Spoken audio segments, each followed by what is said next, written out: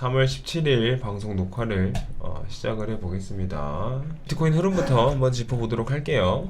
자, 일단은 비트가 오전부터 지속적으로 이제 상승하는 흐름이 나오면서 지금 26K는 돌파를 했지만 저항 구간에서 지금 이제 돌파를 하느냐 마느냐 저항대에서 그 싸움을 시작을 한 위치죠. 그래서 여기서 만약에 상승이 추가적으로 나오지 못하게 되면 꽤나 큰 폭으로 조정이 들어올 수가 있는 위치입니다. 쌍고를 형성을 하고 하락이 나오는 거기 때문에 실망 매물이 꽤나 많이 나올 수 있어요. 왜냐면 이 구간 이제 25K 구간 그리고 26K 구간 매물대가 꽤 두터웠던 구간이기 때문에 이 부분 이제 25K를 한번 돌파를 해내고 26K에서 돌파 시도 후에 실패를 한다면 이제 돌파가 좀 오래 걸리겠구나 하는 실망 매물이 좀 나오면서 어느 정도의 하락이 큰 폭으로 좀 연출이 될 수 있는 부분, 지금 위치에서 그 부분은 참고를 하시면 될 것 같고, 자 그러면 지금 차트를 대략적으로 한번 봐보면 딱 이렇게 채널을 하나 형성을 했다는 걸 우리가 알 수가 있죠. 채널의 상단 부분에서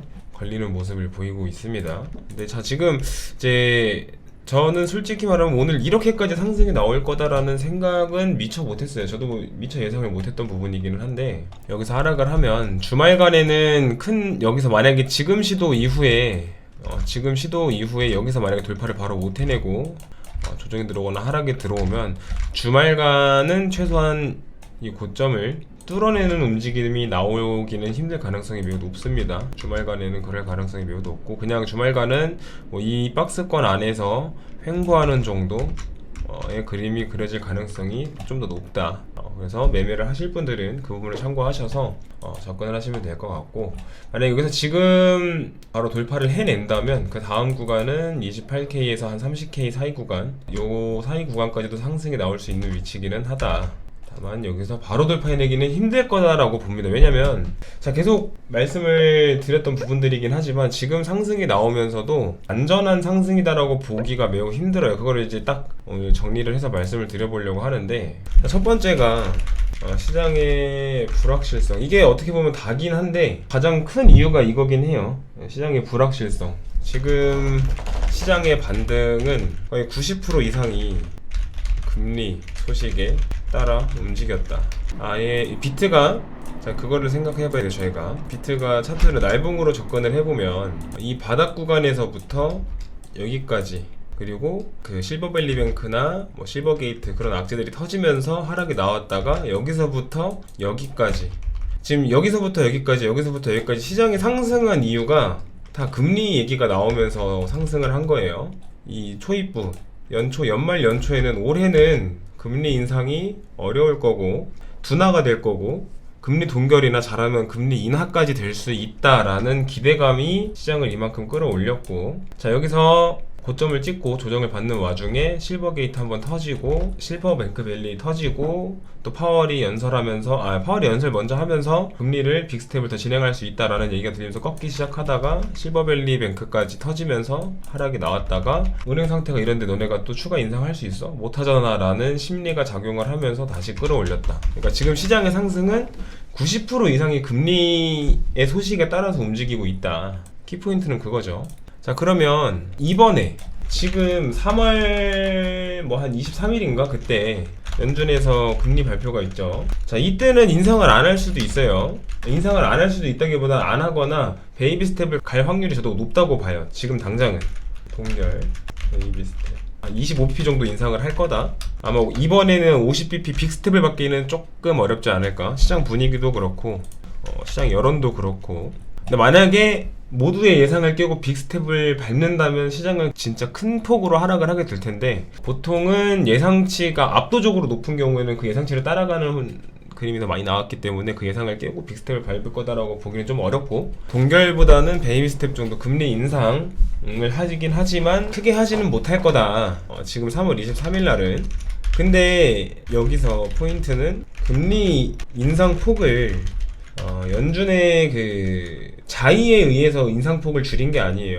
이 말이 뭐냐면 연준, 파월 연설만 들어봐도 얘네는 아직 빅스텝 밟고 금리를 더 올리고 싶어 해요. 지금도 지금 이 순간에도 금리는 인상을 하려고 하는데 은행들이 무너지고 이런저런 시장 여론도 그렇게 형성이 되고 하다 보니까 한 발 물러서 줄게, 한 번은 물러서 줄게, 요런 느낌으로 지금 이번에야 뭐 25pp 인상을 할 것 같지만, 그렇다고 해서 얘네들이 금리 인상하겠다는 의사를 아예 없애버린 건 아닙니다. 그러니까 그 말은 뭐냐면 언제든지 시장 분위기 보고 금리 인상을 단행할 가능성이 남아있다. 자, 이게 제가 보는 가장 큰 불확실성이에요. 이게 지금 시장에서 작용하고 있는, 지금 당장의 상승이 나와도 상승이 제한되거나 혹은 제가 한 번은 크게 빠질 거다라고 생각을 강하게 하고 있는 이유가 이것 때문이에요. 가장 큰 이유는. 자, 근데 거기에서 두 번째, 어제 22에서 빅스텝 단행 22 유럽 중앙은행이죠. 유럽 중앙은행에서는 유럽에서도 지금 은행들이 무너지고 있어요. 소식이 한번 나왔었죠. 그럼에도 여기는 빅스텝을 단행을 했습니다. 그러면서 이 사람이 했던 말을 진짜 간단하게 요약을 해보면, 은행권이나 금융 시스템이 무너지는 거는 따로 대책을 강구를 해야 되고 물가를 잡아야 되기 때문에 금리를 지금은 올려야 된다. 그러니까 금리 인상과 인플레 잡기, 그리고 금융 시스템은 별개로 봐야 된다. 시중에 돈이 많이 풀려 있기 때문에 화폐 가치가 하락을 했기 때문에 그걸 잡긴 잡아야 된다. 근데 지금 금융 시스템이 무너진다고 해서 그 작업을 진행을 안 하면 안 되고, 금리 인상을 해서 인플레를 잡는 건 잡을 대로 잡고, 금융 시스템에 문제가 생긴 건 다른 방법으로 대책을 세워서 뭐 그거를 잡아야 된다라는 뉘앙스로 발표를 했습니다. 자, 이미 유럽 중앙은행에서는 이렇게 진행을 했기 때문에 이건 연준 파월 FED에 좀 힘을 실어주는 일이죠. 자, 그리고 마지막으로 좀 볼만한 거는 세 번째가, 지금 유동성이 증가했대요. 시장에 은행들 사태가 터지면서 시장에 돈이 추가적으로 풀린 건 맞아요. 연준에서 긴축을 진행을 하다가 유동성이 풀린 건 맞다. 연준이 긴축을 진행하고 금리 인상하면서 그동안 시장에 유통되던 화폐량들이 지속적으로 하락을 해오다가 최근에 은행 이런저런 악재가 터지면서 순간적으로 시장에 이제 유동성, 돈이 풀린 건 맞습니다. 그건 맞다고 하더라고요. 근데 중요한 건 유통된 유동성의 대부분이 부채라는 거예요.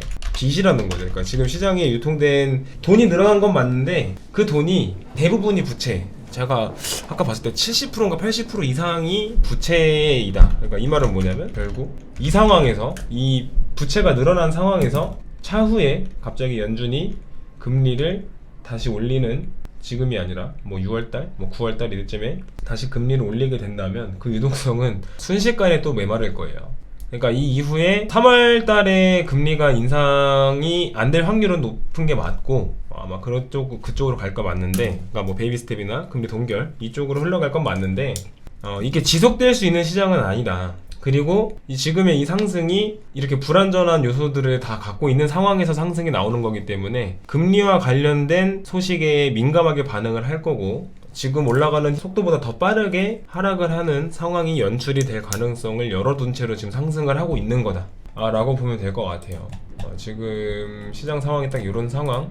그러니까 뭐 누구는 불장이다, 뭐 이제 상승 시작이다, 상승 초입이다, 지금부터 상승 시작이다, 이제 여태까지 나온 상승은 아니다 라고 말하는 사람들도 꽤 많이 있는 것 같은데, 제가 물론 그럴 수도 있지, 그게 정답일 수도 있는데, 지금 이런 상황들, 이런 시장 상황들을 체크를 해보면 저는 그거는 아니라고 생각을 하고, 그게 합리적인 생각이 들어요. 결국 시장이 기초공사, 건물을 지을 때도 기초공사가 중요하듯이, 만약에 기초공사가 안 돼 있으면 건물을 어떻게 짓든 도시를 하면 건물이 쉽게 무너지는 것처럼 시장도 똑같아요. 시장의 상승을 견인하는 그 여건이 확보가 되지 않은 상태에서 이렇게 상승이 나오기 시작을 하면 결국 그거는 거품이라고 볼 수 있어요. 금방 빠질 수 있는 상승이다. 그래서 뭐 이번 상승이 저도 정확히 어디까지 이어질지 도무지 이해가 안 되는 상승이 나오고 있기는 한데, 이번 상승이 진짜 뭐 전고점을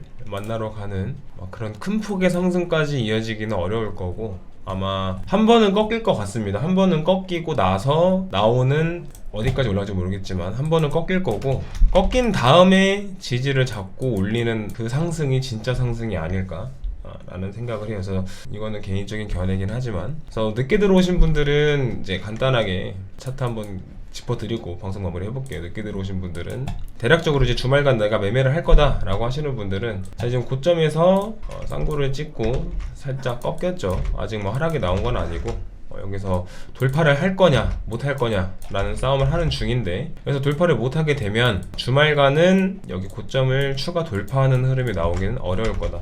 크게 봤을 때 요 위아래 박스권 구간에서 횡보하는 정도의 흐름이 나올 가능성이 매우 높고, 혹은 이 채널을 따라서 조금씩 하락하는 그림이 나올 수도 있고요. 여기서 만약에 지금 바로 돌파를 해낸다면 그러면은 고점은 한 28K에서 30K 사이 구간까지는 열려있는 상승이 나올 수도 있다. 그러니까 지금 위치에서 흐름을 보고 여기 완벽하게 돌파를 해낸다라고 하면 롱관점이 맞는데, 돌파를 못한다 라고 하면은 그냥 위아래 박스권 구간에서 횡보 혹은 채널 따라서 움직이는 흐름이 나올 가능성이 매우 높다.